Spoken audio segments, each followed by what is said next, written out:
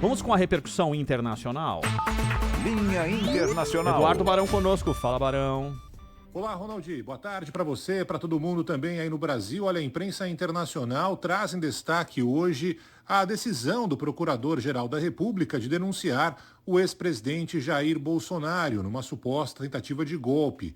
O jornal americano The New York Times traz a seguinte manchete: Brasil acusa Bolsonaro de tentativa de golpe. Já o Washington Post coloca: Procurador-Geral da República, Paulo Gonet, acusa formalmente Jair Bolsonaro de tentar dar um golpe para permanecer no cargo após sua derrota.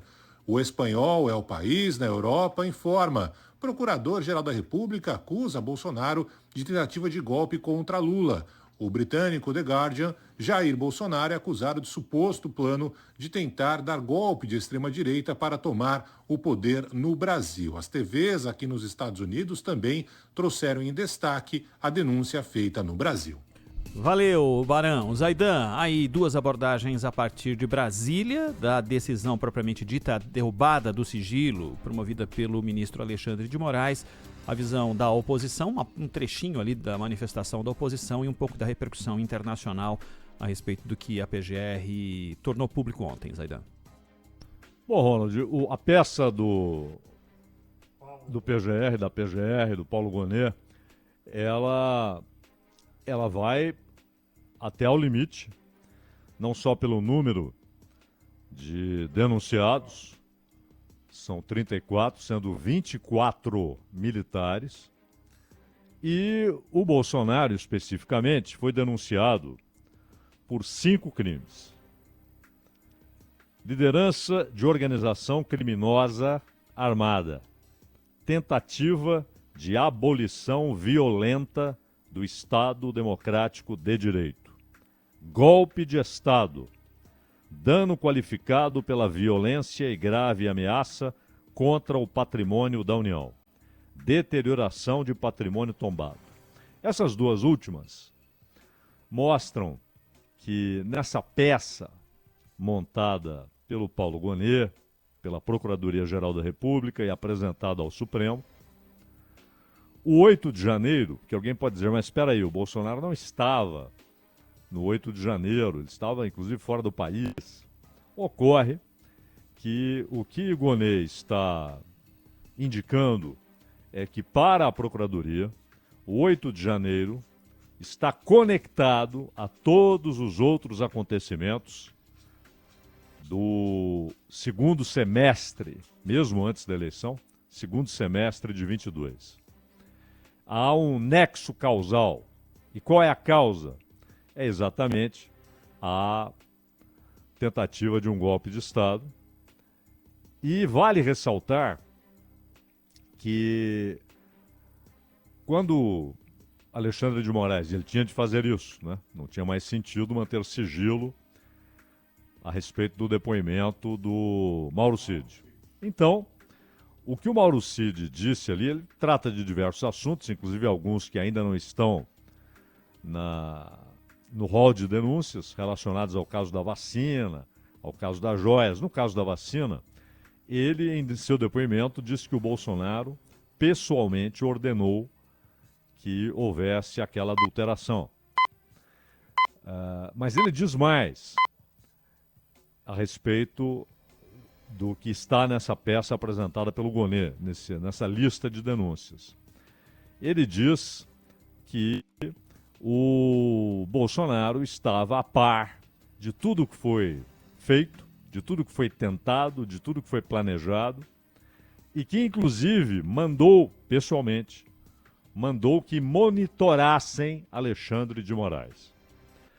E a acusação do Paulo Gonet, quando se fala em 28 anos de pena máxima, na verdade há agravantes que podem levar, se houver condenação em todos esses itens, é claro, que podem levar a pena a 43 anos. E, particularmente, o que chama a atenção naquilo que foi apresentado pelo Gonet é quando ele diz que, depois das investigações da Polícia Federal, depois das pesquisas e investigações da Procuradoria-Geral da República, a conclusão do Gonet é que o Bolsonaro sabia e, portanto, está implícito, autorizou aquele plano chamado de Punhal Verde e Amarelo e que tratava da proposta de assassinato do Lula, do Geraldo Alckmin e do Alexandre de Moraes. Então a gravidade, ela vai até ao limite. Ele apresentou essas denúncias e há, repito, agravantes seríssimos. Agora, o processo é lento. Então agora, liberada o depoimento de Mauro Cid, 15 dias para a defesa se manifestar. Aquilo que a defesa argumentar será levado à PGR, porque a PGR é a responsável pela denúncia e, portanto, ela deve contra-argumentar, responder aos questionamentos e às afirmações da defesa. E o fato de estar na primeira turma será questionado pela defesa, não tenha dúvida. E houve essa informação da Mônica Bergamo de que na segunda turma há os que querem que o assunto seja levado ao plenário, que o Alexandre de Moraes, pelo tamanho do tema e pelo fato de envolver um ex-presidente da República e 24 militares, incluindo quem foi ministro da Defesa, incluindo quem chefiou a Marinha, generais, e tudo isso teria levado a essa discussão ou a essa ponderação de que o assunto deveria ser tratado pelo plenário, por todos os ministros, pois, e não só pela segunda turma. A segunda turma, olhando sua composição, porque lá não estão os dois indicados pelo Bolsonaro, o André Mendonça e o Cássio Nunes Marques, o que não significa que eles votariam assim ou assado, ou que votarão assim ou assado se o assunto for para o plenário, for para o pleno do Supremo. Mas você tem Alexandre de Moraes, Zanin, que aliás preside a turma agora, né, desde o ano passado, Carmen Lúcia, Luiz Fux e Flávio Dino. Então a probabilidade de condenação é muito alta. Porém, é bom lembrar o seguinte, né, Ronald? Um juiz dos 5 pode condenar, aceitar a denúncia inicialmente, digamos por golpe de Estado, mas não concordar com a denúncia sobre liderança de organização criminosa armada. Ele não precisa condenar ou aceitar a denúncia inicialmente, condenar é só coisa lá na frente, mas não precisa aceitar a denúncia nos 5 casos. Ele pode aceitar 3 das 5, 4 das 5, nenhuma, todas as 5. Se 3 não concordam com uma das denúncias, ela está vencida, porque são 5 votos. No caso de liderança de organização criminosa armada, e aqui vale ressaltar, há uma diferença na aplicação da pena, na dosimetria, uma diferença entre organização e associação. Organização é mais grave. E o Gonê colocou o mais grave, liderança de organização criminosa armada. A palavra liderança, ela traz em relação ao Instituto de Colaboração Premiada a impossibilidade, ninguém está dizendo que isso aconteceria, mas a impossibilidade de o Bolsonaro fechar um acordo de colaboração premiada.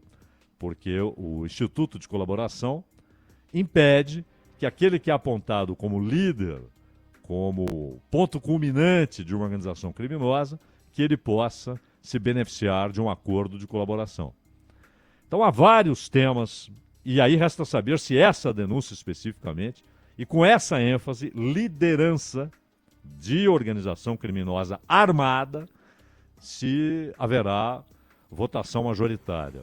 Se for 5-0, dificulta demais o trabalho da defesa. Se for 4-1, 3-2 para o pacote, é claro que isso abre a possibilidade de outros recursos, né?